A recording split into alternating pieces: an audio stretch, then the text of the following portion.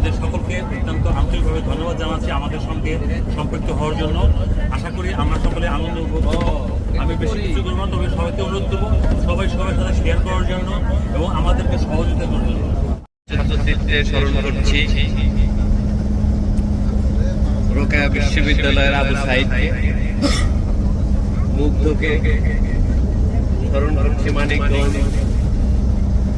জেলা বৈষম্যবিরোধী আন্দোলনে 4 জন ছাত্র আন্দোলন করতে নিহত হয়েছে, আন্দোলন করতে গিয়ে তাদের স্মরণ করছি।